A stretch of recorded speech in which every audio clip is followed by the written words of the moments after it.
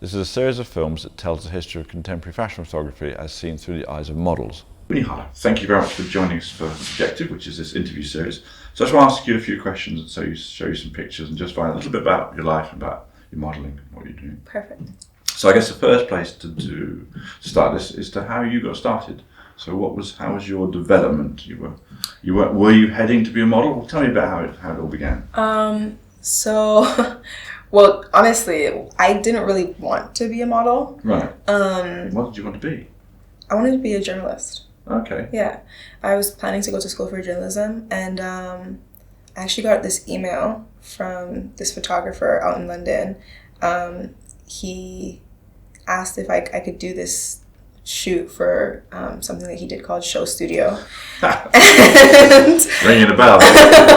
And I was like, okay, cool, never heard of this before. So I decided to look it up, obviously, because I'm not gonna just fly out to unknown territory. I had also never been to London before. Right. So I looked up this photographer and I was like, okay, Nick Knight. And I was like, I'm sorry, who's Nick Knight? What? And I was 18, wasn't really modeling at this time, had done a few things and it was all over the internet, but it wasn't a job as of yet. It wasn't a career. It was more like a hobby.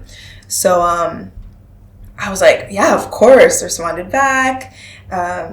You flew me out and we shot, and I feel like it kind of went viral. People loved that shoot and the video. I still show it to this day. It's something that I honestly love. And that was kind of the start of me wanting to be a model. Right. And yeah. So could you see that it could be different to how you'd imagined it? Is that what you're saying? Yeah, I kind of imagined it to be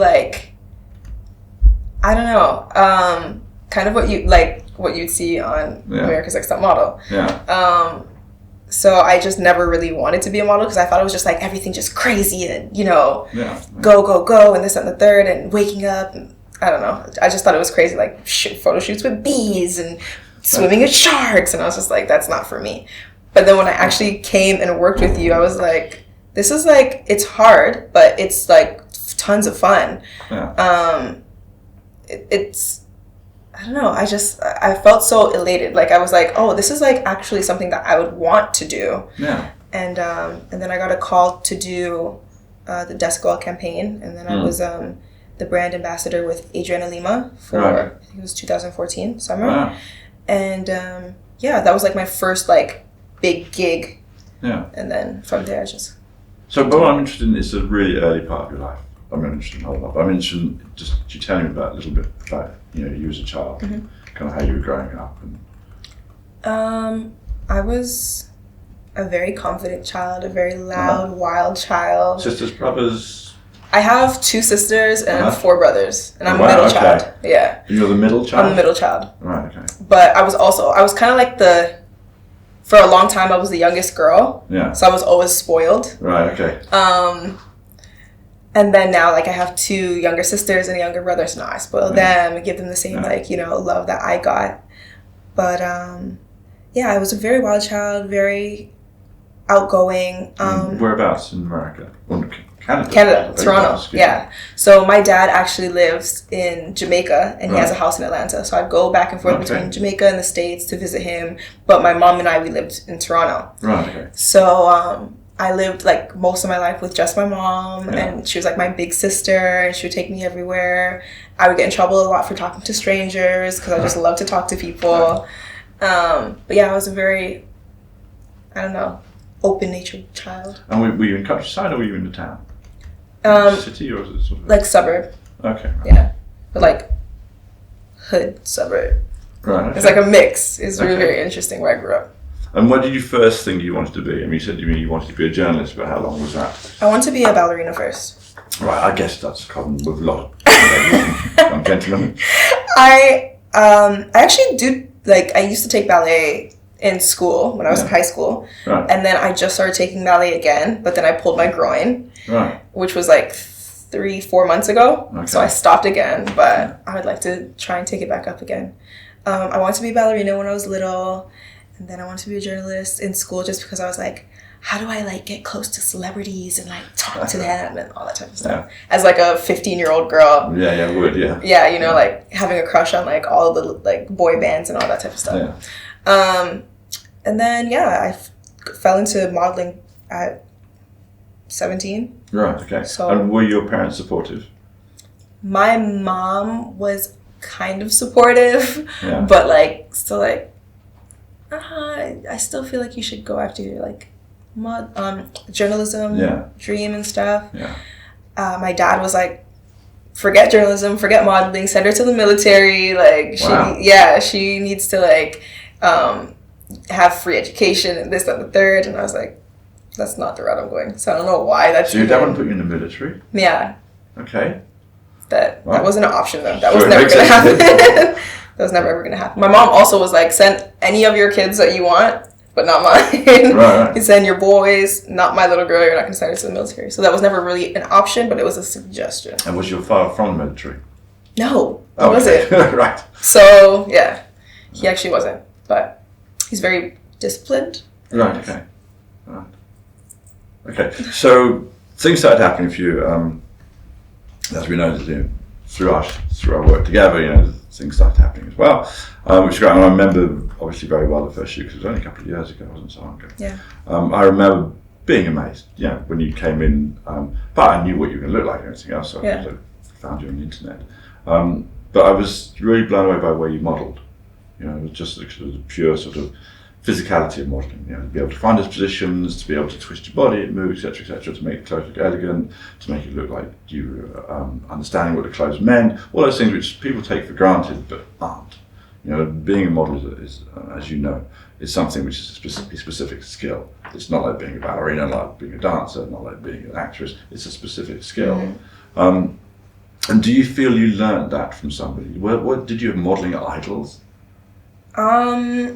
I feel like once I actually started to model and I was doing like little like urban runways and that type of stuff, I would watch like Naomi Campbell walk down runways, right, okay. You know what I mean? So it wasn't like I was especially schooled in the art or anything like that, but once I decided that it was a hobby I wanted to do and I wanted the video of me walking to look amazing and I wanted the pictures to come out great, I would start like researching little things here and there that maybe I heard of. I'm like, oh yeah, so Tyra Banks, she did this and that and the third, so let me look up this, and you know what I mean?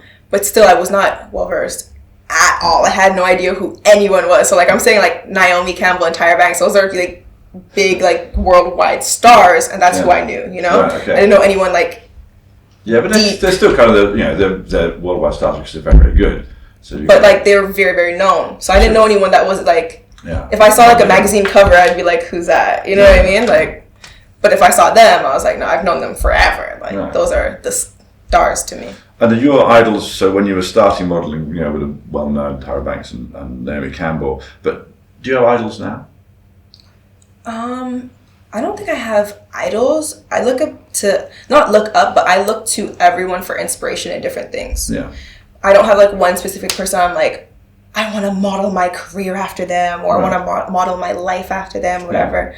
But if I see something that I like in someone, I try to incorporate that into my life. Right, okay. Yeah. Right. Okay. Have you chosen modelling? And I will go back and talk about that in a minute, but you've chosen modelling. Notoriously modelling is quite a short career. I mean, it's a sort of, 5 years, 10 years, that sort of thing. Because models are so the world is so fixated on youth. It doesn't allow people to grow very easily. Do you feel that you know what you're going to do post-modelling? How do you see your career panning out? I don't know. There's so many things that people tell me I should try and get into. Yeah. Acting for one thing. Yeah. I'm a very... I don't know. I have a lot of personality, I guess I would say. But there's a lot of things that I will try. I'm not scared to try really anything. Right. So, yeah. Okay. But you haven't mapped out for yourself a kind of, in year 5. No, there's no map. Doing this, and there's a lot of paths, but no map as of yet. Right, okay, okay.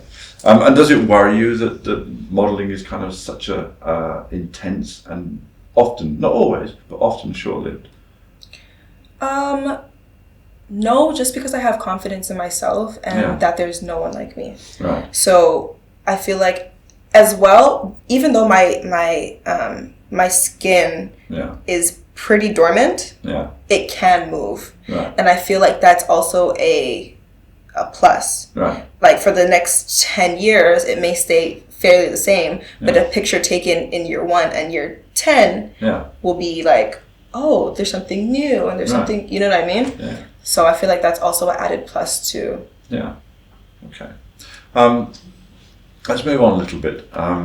I want to talk about Instagram a bit because partly I found you through a friend of mine called Ray Nadal, who is a filmmaker.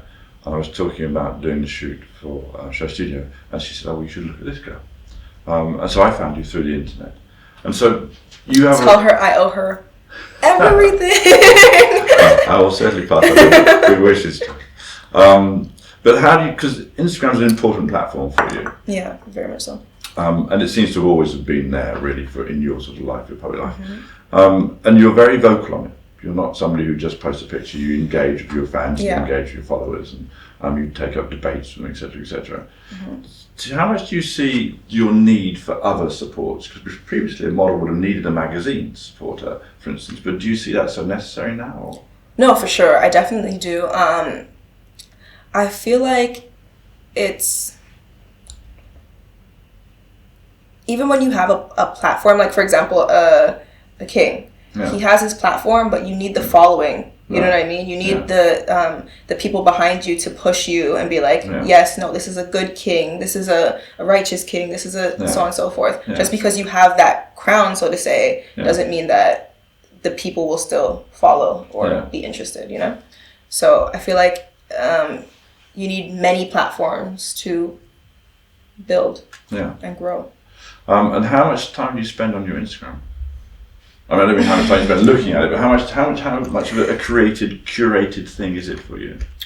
For me, I personally, like, even when it comes to doing campaigns and posts where maybe I'm getting paid or such, I never like for my posts or my Instagram to feel like I'm feeding my fans something, or I'm like, you know, stuffing something down their throat, or like, you have to get this, or you get this because I'm getting paid, you know. I only want them to see what is genuine to me. So when I do even get deals and they're like, okay, cool, so social media and so on and so forth, I have to make sure that that brand isn't aligned with something that I actually like, or I actually wear, or I actually do, prior to me posting it and being like, hey guys, this is something that I love doing. Maybe you guys should check it out too. Yeah. And so let's ask a personal question. How often do you post a day?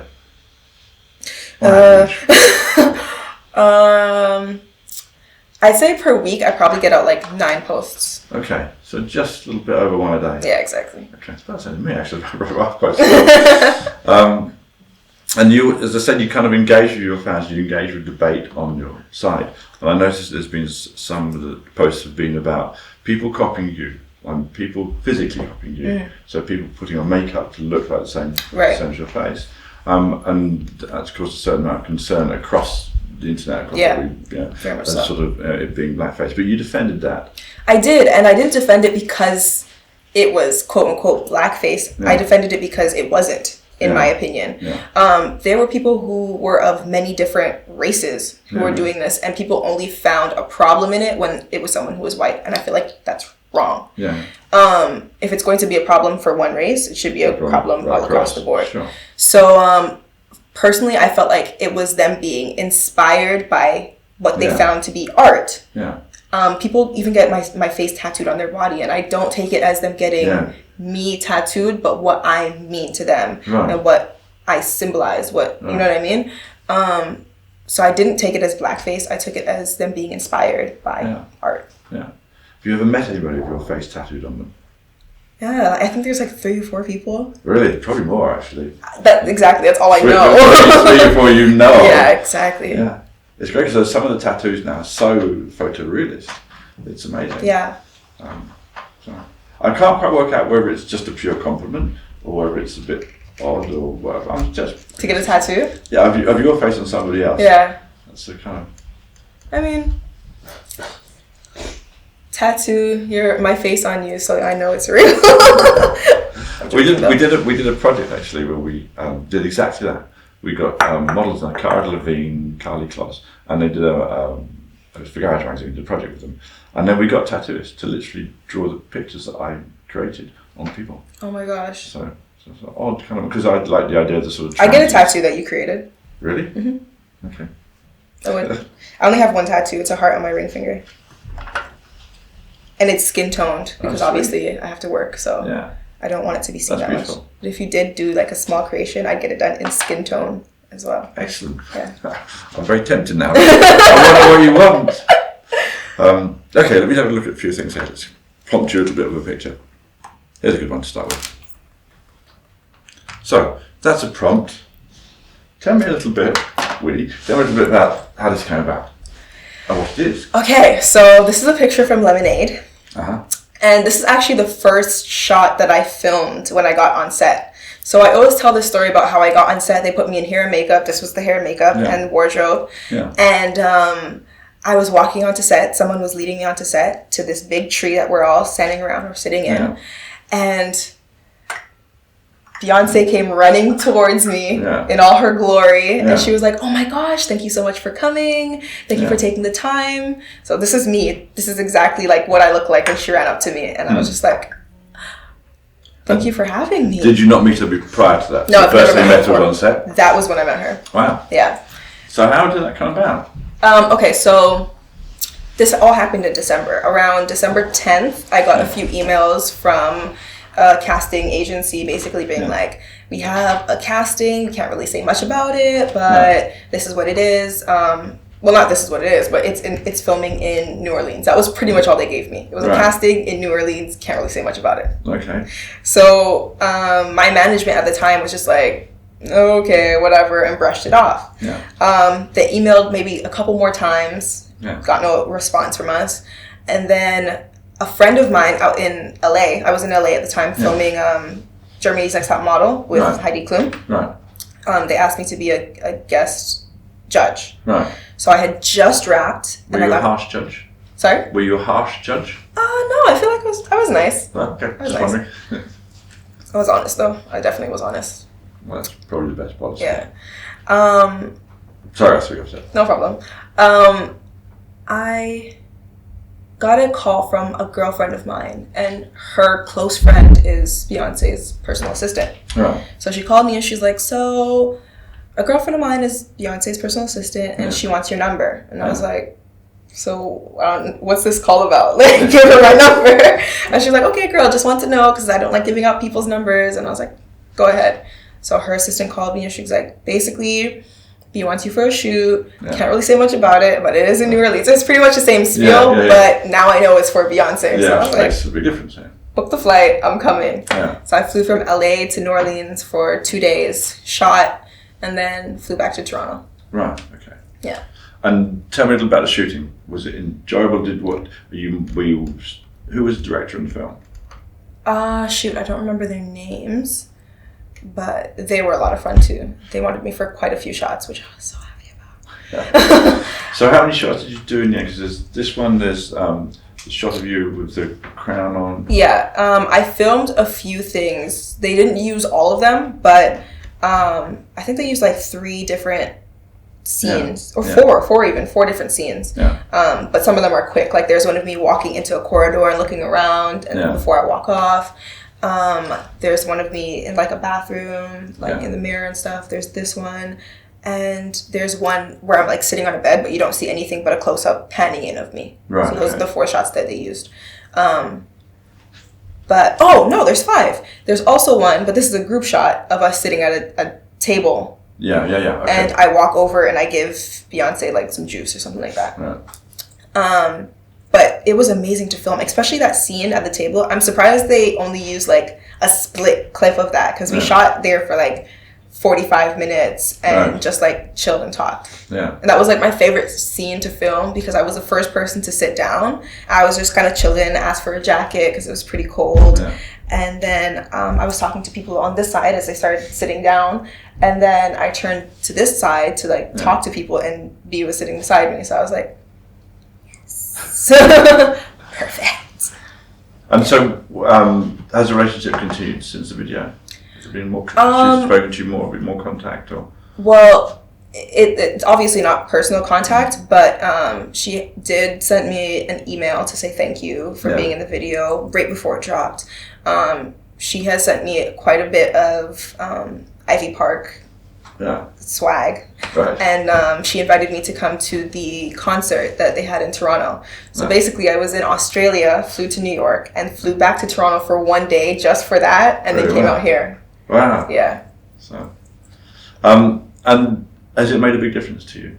Do you feel, what do you think's made the most difference? I'm slightly leading you here. Yeah. But do you think that's made a big difference to your career? No, I don't think anything in particular has made a big difference in my career, but I feel like each step is needed in order to get me to where I am right now. Right, okay. You know? So I feel like people always ask me something like, what was your favorite thing that you've ever done? And I'm like, I don't have a favorite because... You only just started. You've only been doing it for right?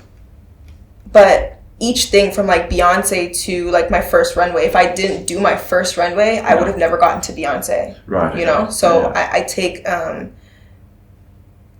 I appreciate each thing that I've gotten, even though one thing may be quote unquote bigger than the other. Yeah, I appreciate they're all steps on a journey. Exactly. Okay. And tell me a little bit about the shoot itself. So, are the directors talking to you, or how you know what to do? What's the process to? It was pretty chill. Like even for this scene, like the whole thing was we were just standing there, strong, looking to camera. That was this scene. We filmed it for maybe 35 minutes, just standing here. Right. Beyonce left, came back into a different outfit for a different like place that she's going to be sitting. And we kind of just did that. The table, we were literally just sitting, complaining about how the food was cold and we were all hungry. And she was like, can we get someone to know if this food is edible? Because we need to eat. So it was just like chilling, vibes, talking. So quite loose direction that way. Because some directors are very kind of on it and they'll tell you to move a hand here. But it's just much more kind of a sort of brief beforehand as to what character you were, I guess. Yeah. And were they playing the track? Yes. So I did get to hear quite a bit of music while I was on set, which was fun. They were not very like cautious about phones, which I was surprised about. Oh, okay. Until someone took a picture of Beyonce and Jay-Z and posted it on like Instagram. But that was someone who was like working on set, like not one of us, like not one of the actors or anything. It was like someone working on set. So he got thrown off set, and then we kind of just continued through, and then they kind of got a little bit tense about phones, but yeah. So how long were you shooting for? And were you there, a day or 2 days? 2 days, yeah. I landed in the afternoon, went straight to set, and we shot until about maybe 3 a.m. Right. And then the next day we started at probably like 11 until like late at night. Yeah. Mm-hmm. And do you feel, where are you finding your most enjoyment, with photography or with film? Is there a kind of one that feels more natural to you, or it's different? How do you feel about it? I think film feels more natural. Yeah. Yeah, I like film. I enjoy film. Yeah.